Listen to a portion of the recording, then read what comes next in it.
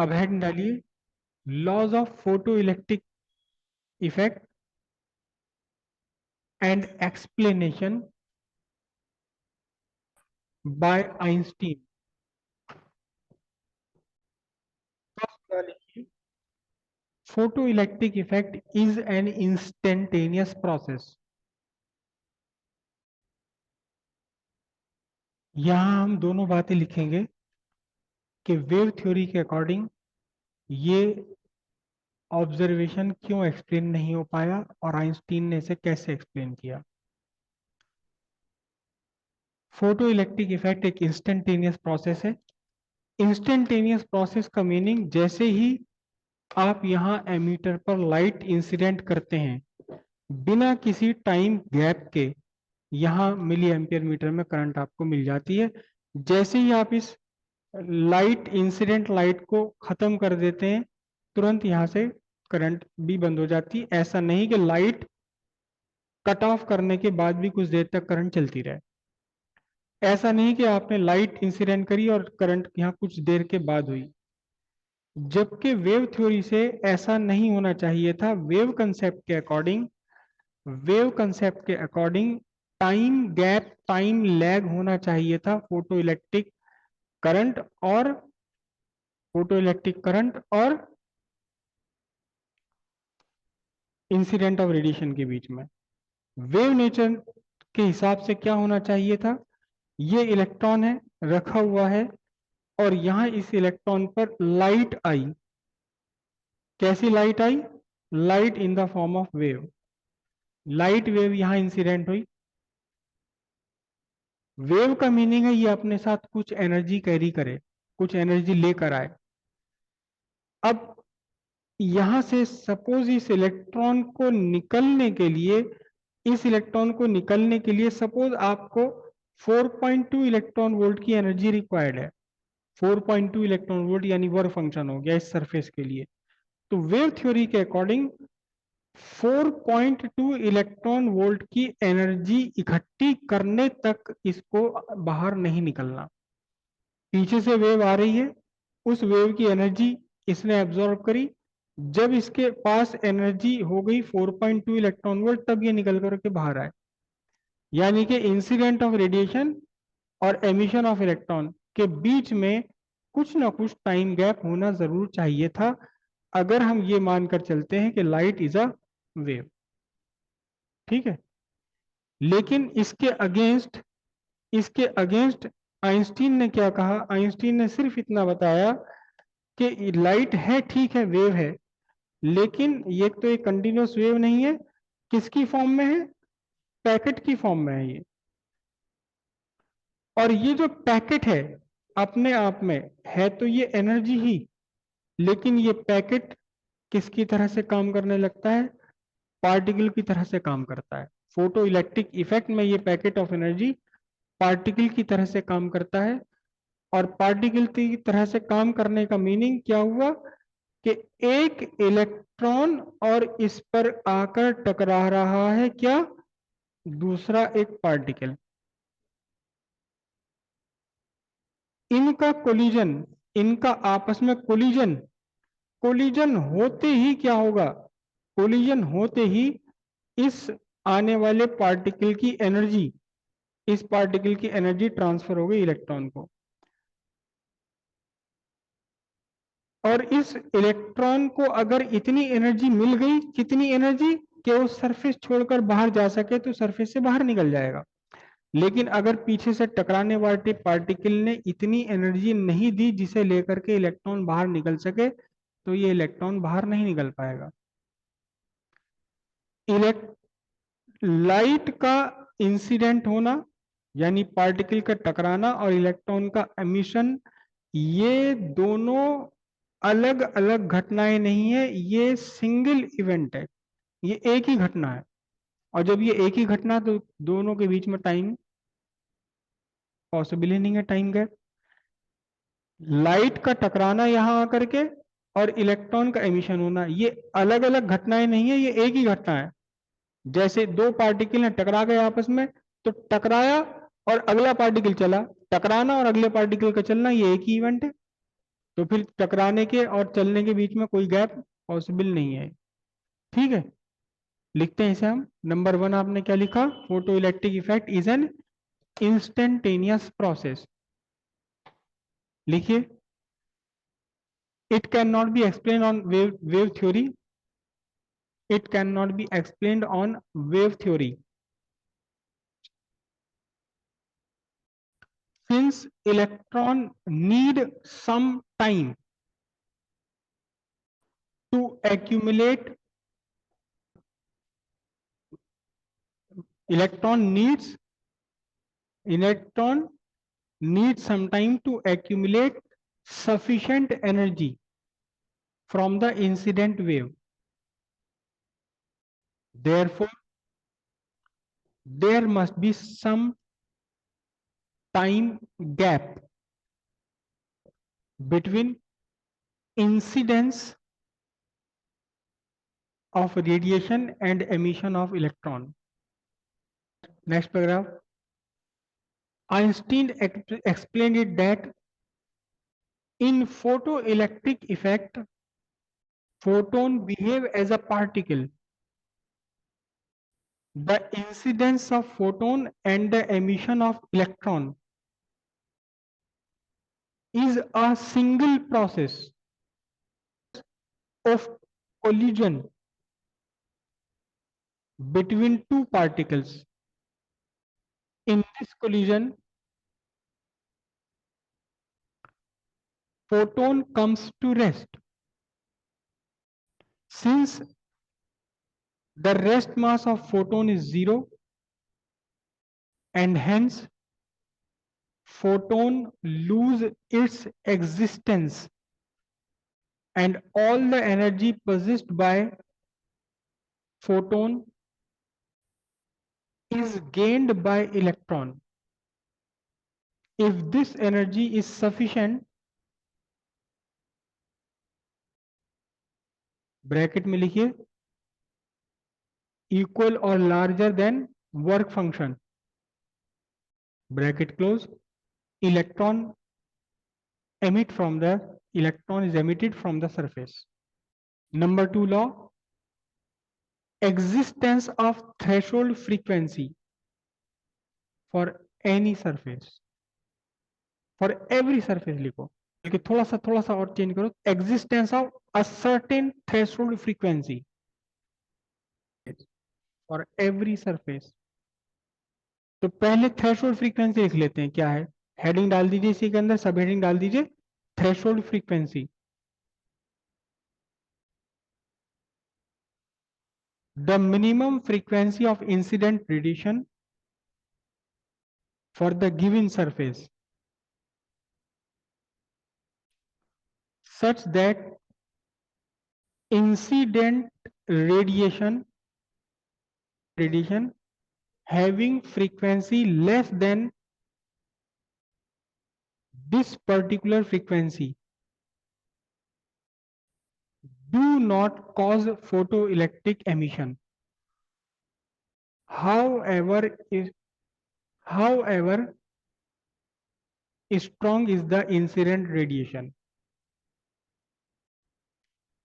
Zinc plate की हम बात करें अगर, सिर्फ बेयर जिंक, जिसके ऊपर किसी भी मटेरियल की कोटिंग नहीं है, जिंक के ऊपर अगर ब्लू लाइट इंसिडेंट करते हैं तो फोटो इलेक्ट्रिक इफेक्ट होता है, इलेक्ट्रॉन बाहर निकल गया।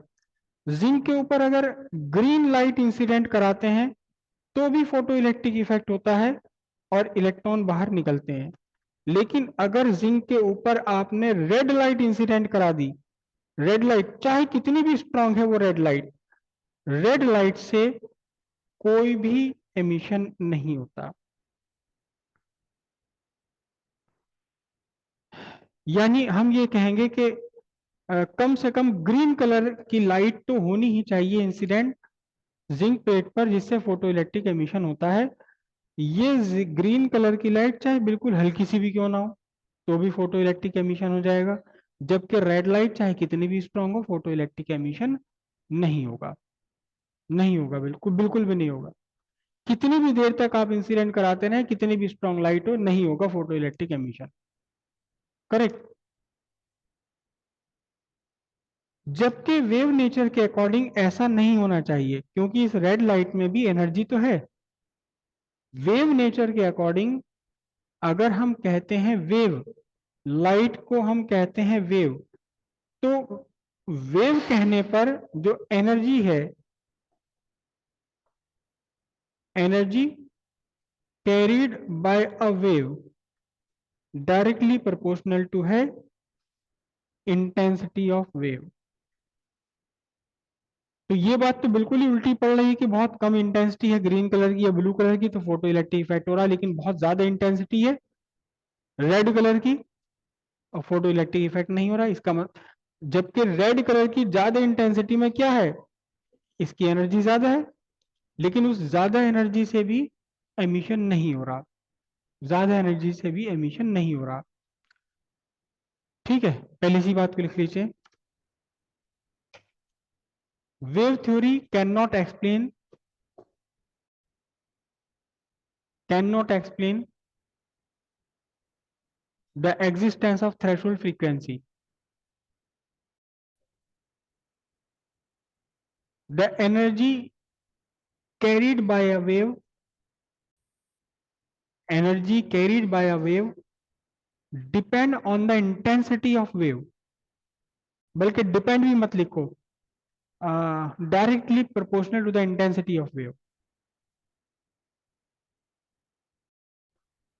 So whatever be the frequency of radiation, it possess energy. Electrons must be emitted by accumulating this energy. लिखिए, Einstein explained that Einstein explained it. Einstein explained it on the basis of Planck concept of photon. Energy carried by a photon E equals h nu. E equals h nu depend on its frequency. Depend on frequency of radiation. When the energy of one photon is absorbed by an electron, some energy is used up against work function and the rest appear as kinetic energy of electron. Photon की energy है h new, ये कहां use up हुई, electron को बाहर निकालने में, surface से बाहर निकालने में। कितनी energy, W not work function, और कुछ एनर्जी जो बची वो किसकी फॉर्म में हो गई, काइनेटिक एनर्जी ऑफ इलेक्ट्रॉन। तो काइनेटिक एनर्जी ऑफ इलेक्ट्रॉन कितना हो जाएगा आपका, H new minus W not. ठीक है, अगर यहाँ न्यू की वैल्यू घटती चली जाए तो एक टाइम ऐसा आएगा कि H new minus W not का डिफरेंस कितना बन जाना है, जीरो हो जाना है। ठीक है, for a certain minimum frequency of radiation new naught, kinetic energy of emitted electron is zero, which is the minimum possible kinetic energy. तो फिर zero equals h nu not minus W not और W not equals h nu not. अब इस h nu not को वापस इस equation में आप रख दीजिए, तो क्या बन जाएगी, kinetic energy of electron equals h new minus H nu not. ठीक है, if nu less than nu not, अगर न्यू की वैल्यू न्यू नॉट से कम हो तो फिर kinetic energy is negative which is, जो बिल्कुल ही बेतुका है। काइनेटिक एनर्जी कम से कम कितनी हो सकती है? जीरो। पोटेंशियल एनर्जी तो चली जाती है निगेटिव में, लेकिन काइनेटिक एनर्जी कभी निगेटिव नहीं होती। ठीक है, hence there is no emission of electron. इसलिए अगर एक सर्टेन फ्रीक्वेंसी न्यू नॉट से कम फ्रीक्वेंसी की लाइट आपने इंसिडेंट कर दी यहाँ, तो इस एच न्यू की वैल्यू, सीधी सी बात है, एच न्यू की वैल्यू आपके वर्क फंक्शन से भी कम पड़ जाएगी। वर्क फंक्शन से भी कम पड़ जाएगी तो इलेक्ट्रॉन को एमिट होने के लिए एनर्जी चाहिए ही नहीं। यहां एक खास बात ये कही कि एक टाइम पर at a time only one photon interact with one electron. एक टाइम पर एक फोटोन एक इलेक्ट्रॉन के साथ इंटरेक्ट करता है। अगर इस फोटोन ने एनर्जी दे दी इलेक्ट्रॉन को मूव बाहर निकलने के लिए, तो ये बाहर निकल जाएगा। लेकिन अगर ये फोटोन एनर्जी नहीं दे पा रहा इलेक्ट्रॉन को सरफेस से बाहर आने के लिए, तो जब तक कोई और फोटोन इलेक्ट्रॉन को एनर्जी दे पाए, तब तक इलेक्ट्रॉन की पहले वाले फोटोन से ली हुई एनर्जी लूज आउट हो जाती किसी दूसरे फिनोमिनन में। ऐसा नहीं हो सकता कि इसका वर्क फंक्शन है 5 इलेक्ट्रॉन वोल्ट, तो 2.5 इलेक्ट्रॉन वोल्ट के 2 फोटोन ये अपने अंदर एब्जॉर्ब कर ले और बाहर निकल जाए। जब तक दूसरा फोटोन इसको एनर्जी देगा, तब तक पहले वाले फोटोन की एनर्जी इस इलेक्ट्रॉन में से लूज हो जाएगी किसी दूसरे फिनोमिनन पर। तो एक टाइम पर एक ही फोटोन की एनर्जी होनी चाहिए सफिशिएंटली लार्ज, यानी कि वर्क फंक्शन के इक्वल या उससे ऊपर। At a time only one photon interact with one electron. अगर इस फोटोन की एनर्जी इक्वल है या ग्रेटर है वर्क फंक्शन से, तो फिर एमिशन होगा, वरना होगा ही नहीं। अब रेड कलर की लाइट से नहीं निकल आ रहे, क्यों? क्योंकि रेड कलर की फ्रीक्वेंसी देखो, जो फ्रीक्वेंसी का अगर आप सीक्वेंस याद रखें, तो फ्रीक्वेंसी वायलेट के लिए सबसे कम ज्यादा, वायलेट के लिए सबसे बड़ी होती है और फ्रीक्वेंसी रेड के लिए सबसे कम होती है। बीच में मैंने यहाँ ग्रीन रख दिया। ग्रीन की फ्रीक्वेंसी वायलेट वाली से कम है और रेड वाली से ज्यादा है। तो इसका सीधा मतलब है energy possessed by photon of green color light is greater than energy possessed by photon of red light। अब बाय द वे जिंक के साथ ऐसा इत्तेफाक पड़ रहा है कि इस ग्रीन कलर के फोटोन में जो एनर्जी है वो किससे ज्यादा है? वर्क फंक्शन से ज्यादा है, तो फिर निकाल देता है एमिशन। लेकिन रेड फोटोन की जो एनर्जी है, वो एनर्जी जिंक के लिए वर्क फंक्शन से कम पड़ती है। जब वर्क फंक्शन से कम पड़ती है तो फोटो इलेक्ट्रिक एमिशन हो ही नहीं सकता। कितनी भी देर तक यहाँ लगे रहो, कितनी भी इंटेंस लाइट यहाँ पर आप इंसिडेंट करा लें, रेड लाइट से फोटो एमिशन नहीं होगा। और इसी तरह हर सरफेस के लिए एक ना एक सर्टेन मिनिमम फ्रीक्वेंसी होती है। ऐसा नहीं कि रेड लाइट से किसी के लिए किसी का भी नहीं होगा, रेड लाइट से भी बहुत सारे सरफेसेस ऐसी हैं जहां से फोटो इलेक्ट्रिक एमिशन दे देते हैं, तो वो इंफ्रारेड से या फार इंफ्रारेड से नहीं देंगे। कुछ ऐसे हैं जो ग्रीन कलर से भी नहीं देते, ब्लू कलर से भी नहीं देते, अल्ट्रावायलेट से जाकर के फोटो इलेक्ट्रिक एमिशन दे पाएंगे। कुछ ऐसे हैं जो एक्सरे से जाके फोटो इलेक्ट्रिक एमिशन दे पाएंगे। सारे सरफेसेस की अलग अलग प्रॉपर्टी है। ठीक है, तो अभी क्या लिखा आपने? एच न्यू इक्वल डब्ल्यू नॉट प्लस काइनेटिक एनर्जी। लिख लीजिए, वेयर डब्ल्यू naught is the work function for the given surface. यहां लिखें इफ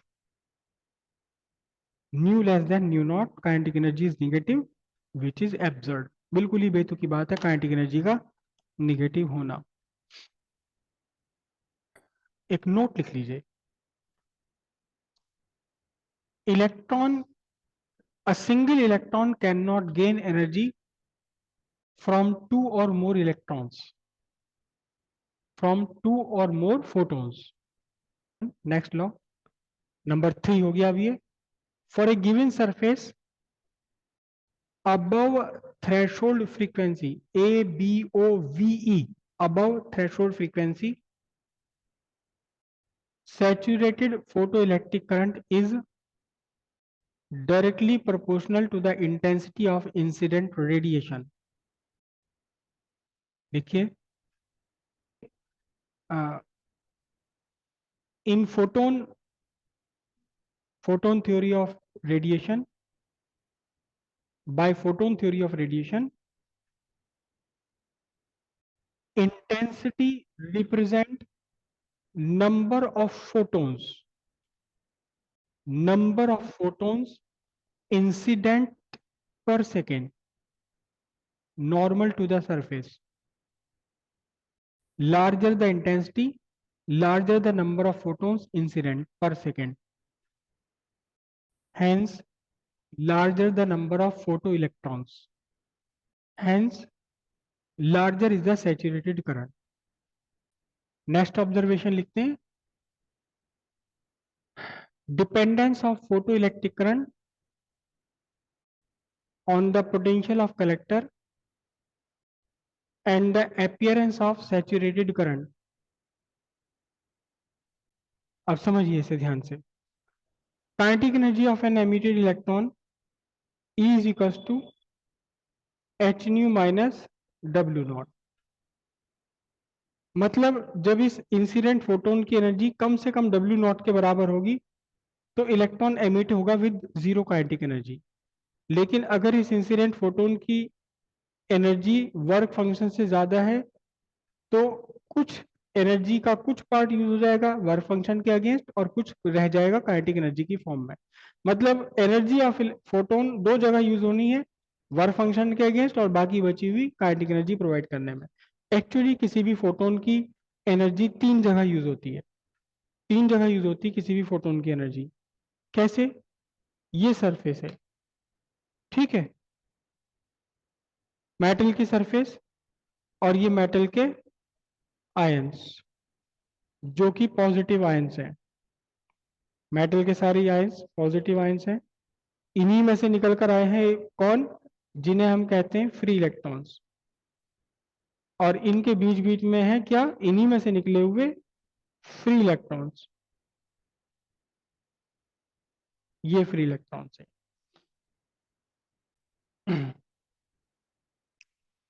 एक्चुअली फोटोन की एनर्जी तीन जगह यूज होती है. अगर कोई फोटोन इंसिडेंट है और ये फोटोन उस इलेक्ट्रॉन से इंटरेक्ट कर गया जो रखा हुआ है बिल्कुल सरफेस पर, और इस फोटोन की एनर्जी वर्क फंक्शन से ग्रेटर है तो इलेक्ट्रॉन निकल के बाहर आ गया. और इसमें बाकी बची हुई एनर्जी किसकी फॉर्म में? काइनेटिक एनर्जी की फॉर्म में. लेकिन ऐसा नहीं है कि फोटोन हमेशा ही उस इलेक्ट्रॉन से इंटरेक्ट करेगा जो सरफेस पर रखा हुआ है. ज्यादातर बहुत सारे फोटोन्स ऐसे होते हैं जो सरफेस के अंदर घुस जाते हैं, सरफेस के अंदर तक पहुंच गए. फोटोन बहुत छोटा पार्टिकल है, ये घुस जाता है इलेक्ट्रॉन से भी छोटा है, ये अंदर तक पहुंच जाता है. अब इस इलेक्ट्रॉन ने फोटोन की एनर्जी को एब्जॉर्ब कर लिया. अब इस इलेक्ट्रॉन ने जो एनर्जी गेन करी है तीन जगह यूज होगी. पहली एनर्जी तो इलेक्ट्रॉन को खर्च करनी पड़ेगी सरफेस तक आने के लिए. अब भी अगर इसमें कुछ एनर्जी बच गई इतनी जो वर्क फंक्शन से ज्यादा हो तो एमिट हो जाएगा. और अब भी अगर कुछ एनर्जी बच गई जो वर्क फंक्शन से भी ऊपर थी तो वो काइनेटिक एनर्जी की फॉर्म में अपियर हो जाएगी. मतलब जो फोटोन की एनर्जी है, energy of photon h nu, पहला पार्ट इसका यूज करना है इलेक्ट्रॉन को टू ओवरकम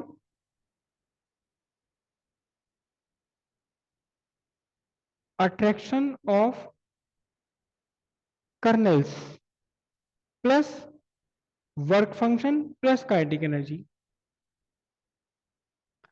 अब एक हम न्यूमेरिकल एग्जांपल लेते हैं. सपोज एक सरफेस है, उस सरफेस के लिए एनर्जी वर्क फंक्शन है 4.2 इलेक्ट्रॉन वोल्ट. वर्क फंक्शन है 4.2 इलेक्ट्रॉन वोल्ट. और जो इंसिडेंट रेडिएशन है, इंसिडेंट रेडिएशन के फोटोन की एनर्जी है 5.6 इलेक्ट्रॉन वोल्ट। तो अब क्या लिखा जाएगा इस इक्वेशन में? लिखा जाएगा 5.6 इज इक्वल टू, मैं इसको Wx लिख रहा हूं, प्लस 4.2 प्लस काइनेटिक एनर्जी। अब काइनेटिक एनर्जी कितनी होगी ये डिपेंड करेगा कि ये वर्क कितना है, कौन सा वाला वर्क, जो इलेक्ट्रॉन को अंदर से सरफेस तक आने में लगा। अब एक इलेक्ट्रॉन जो बिल्कुल सरफेस पर लगा, इसे सरफेस पर आने के लिए कितना वर्क लगा, कितना वर्क करना पड़ा? ये तो पहले ही सरफेस पर रखा हुआ था, तो इसके लिए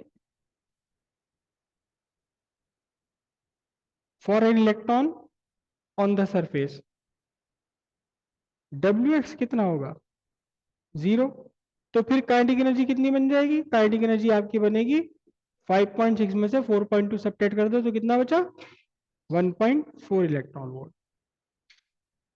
अब एक इलेक्ट्रॉन जो सरफेस से थोड़ा सा नीचे गहराई पर है, इसे सरफेस तक आने के लिए 0.8 इलेक्ट्रॉन वोल्ट चाहिए। सरफेस तक आने के लिए 0.8 इलेक्ट्रॉन वोल्ट चाहिए।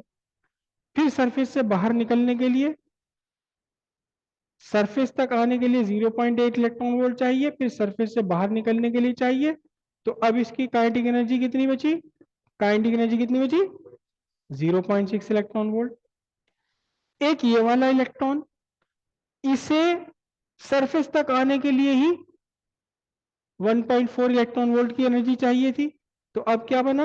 1.6 is equal to 1.4 plus 4.2 plus kinetic energy. तो काइनेटिक एनर्जी कितनी हो जाएगी इसकी? 0। समझे? जो सरफेस से रखा हुआ बिल्कुल ऑलरेडी सरफेस पर था, उसकी तो काइनेटिक एनर्जी मैक्सिमम होगी। कितनी? फोटोन की एनर्जी माइनस वर्क फंक्शन। लेकिन कोई इलेक्ट्रॉन जो सरफेस के अंदर से निकल करके आ रहा है ऊपर तक, इसकी काइनेटिक एनर्जी डिफरेंट होगी। तो जितने भी इलेक्ट्रॉन्स एमिटेड हैं, हम इस केस में हम लें, इस केस में जबकि इंसिडेंट फोटोन की एनर्जी 5.6 वोल्ट है, वर्क और 4.2 वर्क फंक्शन है, तो ये जितने भी इलेक्ट्रॉन निकल रहे हैं, इनकी एनर्जी कितनी होगी? काइनेटिक एनर्जी 0 से लेकर के 1.4 इलेक्ट्रॉन वोल्ट तक कुछ भी हो सकती है। अगर ये फोटोन बहुत ही ज्यादा नीचे जाकर के एब्जॉर्ब हुआ, इतना नीचे के इलेक्ट्रॉन को ऊपर तक आने में 1.4 इलेक्ट्रॉन वोल्ट से ज्यादा की एनर्जी खर्च करनी पड़ गई, तो बाहर निकलने के लिए इसके पास 4.2 इलेक्ट्रॉन वोल्ट से कम रह जाएगी, नहीं निकलेगा। इसलिए हर फोटोन इलेक्ट्रॉन का एमिशन नहीं कर सकता, हर एक फोटोन इलेक्ट्रॉन का एमिशन नहीं करेगा, इवन इफ के फोटोन की सारी एनर्जी इलेक्ट्रॉन एब्जॉर्ब कर रहा है। लेकिन ये डिपेंड करता है कि इलेक्ट्रॉन कौन सा इलेक्ट्रॉन एब्जॉर्ब कर रहा है। तो हमारे इस केस में एमिटेड इलेक्ट्रॉन की एनर्जी 0 से लेकर 1.4 इलेक्ट्रॉन वोल्ट तक पॉसिबल है। समझ रहे हैं? ध्यान दीजिए इस बात पर कि आपने जो फोटोन इंसिडेंट करे उनकी एनर्जी सबकी फिक्स है 5.6 इलेक्ट्रॉन वोल्ट, जितने भी आप इंसिडेंट करा रहे हैं। और इलेक्ट्रॉन को निकलने के लिए जितनी एनर्जी चाहिए 4.2 इलेक्ट्रॉन, वो भी फिक्स है। उसके बावजूद भी काइनेटिक एनर्जी सबकी सेम नहीं है। क्लियर हो गई इतनी बात? 0 से लेके एक सर्टेन मैक्सिमम कौन सा है? Energy of photon minus work function तक कुछ भी पॉसिबल है ये। अब इससे हुआ क्या? अब इसका इफेक्ट क्या हुआ? इसका इफेक्ट ये हुआ कि जिस इलेक्ट्रॉन में, हमारे इस केस में, हमारे इस एग्जांपल में जिस इलेक्ट्रॉन की एनर्जी 1.4 इलेक्ट्रॉन वोल्ट थी, वो अपनी काइनेटिक एनर्जी से चलते चलते कहां पहुंच गया? कलेक्टर पर पहुंच गया, बजाय बिना कलेक्टर के किसी भी अट्रैक्शन के। इसे कोई अट्रैक्शन चाहिए नहीं, इसे इतनी काइनेटिक एनर्जी है कि ये पहुंचा जा रहा है, कहां तक पहुंचा जा रहा है? कलेक्टर तक पहुंचा जा रहा है। और यही इलेक्ट्रॉन्स करंट देते हैं। कौन सी वाली करंट?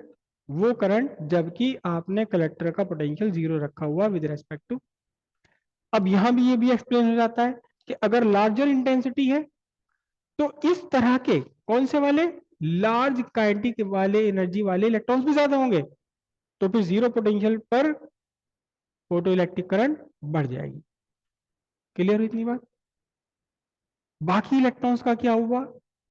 कुछ यहां तक पहुंचकर रुक गए, कुछ यहां तक पहुंचकर रुक गए, और कुछ जिसकी एनर्जी केवल केवल 0 थी तो बस जस्ट एस्केप होके यहाँ रह गया। और अब यहाँ बहुत सारे इलेक्ट्रॉन्स इकट्ठे हैं, बहुत सारे इलेक्ट्रॉन्स इकट्ठे हैं। जब आपने कलेक्टर का पॉजिटिव पोटेंशियल इंक्रीज किया तो अब ये जो 1.4 इलेक्ट्रॉन वोल्ट वाले जो अपनी काइनेटिक एनर्जी से पहुंच रहे थे वो तो अब भी पहुंचेंगे, लेकिन कुछ जो यहां तक पहुंचकर रुक गए थे क्लाउड में फंस जाते हैं। जब ये बाहर क्लाउड इकट्ठा हो गया इसमें फंस जाते हैं, क्योंकि इलेक्ट्रॉन क्लाउड इन इलेक्ट्रॉन्स के मोशन को रेस्ट्रिक्ट करता है, रिलेटिव रिपल्शन मिलता है। तो कुछ जो यहां तक पहुंचकर रुक गए थे उन्हें हल्का सा सपोर्ट मिलने लगा पॉजिटिव का सामने, तो वो भी पहुंचने लगेंगे। जैसे जैसे आप ज्यादा ज्यादा पॉजिटिव करते रहेंगे इस फंसे हुए क्लाउड में से ज्यादा इलेक्ट्रॉन निकलकर पहुंचेंगे, कहां पहुंचेंगे, कलेक्टर पर पहुंचेंगे। तो कलेक्टर का पॉजिटिव पोटेंशियल बढ़ने के साथ साथ आपकी करंट, फोटो इलेक्ट्रिक करंट बढ़ती चली जाएगी। लेकिन एक कंडीशन ऐसी आ जाने वाली है कि आपने कलेक्टर को इतना स्ट्रॉन्ग पॉजिटिव कर दिया, इतना स्ट्रॉन्ग पॉजिटिव कर दिया कि जो भी इलेक्ट्रॉन एमिट हो रहा है यहां से, भले ही उसकी एनर्जी 0 है, उसको इतना स्ट्रॉन्ग अट्रैक्शन मिलने लगा कि वो कलेक्टर पर पहुंच जाएगा। पर सेकेंड जितने इलेक्ट्रॉन एमिट हो रहे हैं इस रेडिएशन से, वो सारे इलेक्ट्रॉन पहुंच रहे हैं कहाँ, कलेक्टर पर। तो अब आप कलेक्टर का पोटेंशियल, सपोज कलेक्टर के 30 वोल्ट पर ये कंडीशन बन गई, अब आप 35 कर दो, जब यहाँ है ही नहीं बढ़ने के लिए गुंजाइश, तो फिर करंट क्या हो गई, तब आपकी करंट ये सैचुरेट हो गई। क्लियर है बात इतनी? तो ये एक्सप्लेनेशन हो गया, किस चीज का एक्सप्लेनेशन, कि फोटो इलेक्ट्रिक करंट कलेक्टर के पॉजिटिव पोटेंशियल पर डिपेंड है और एक जगह पहुंचकर सैचुरेट जरूर होके जानी है। ठीक है, तो नेक्स्ट ऑब्जर्वेशन आप डालते हैं, हेडिंग लिखिए, for a given surface and above threshold frequency of incident radiation, the energy of emitted electrons is different from 0 to a maximum value h minus w naught। समझ गए ना, ये काइनेटिक एनर्जी की maximum value है, due to the fact that electrons are emitted from different depth from the surface। Electrons with sufficiently large kinetic energy reach collector even without any positive potential of collector। Other electrons with less kinetic energy get collected around emitter in the form of a cloud। With the increase in positive potential of collector,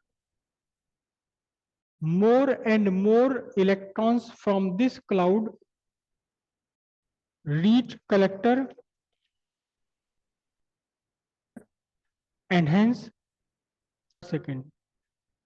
एक छोटी सी मैं आपको एक secret बताऊं, जो बहुत सारे लोग गलती करते हैं, रीच जो वर्ड है इंग्लिश का, इसके बाद कोई प्रीपोजिशन नहीं आती, अक्सर रीच एट लिखा जाता है, I reach at Meerut, I reach at, मूर्खता की बात है, रीच के बाद कोई प्रीपोजिशन नहीं आती कहीं भी।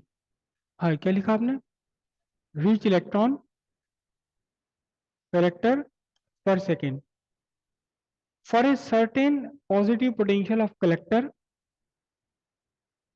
a condition is achieved that all the electrons emitted per second reach collector, obviously per second, and hence there is no further increase in photoelectric current with the increase in positive potential of collector. When the intensity of incident radiation is increased, more photons are incident on the emitter, more photons per second are incident on the emitter.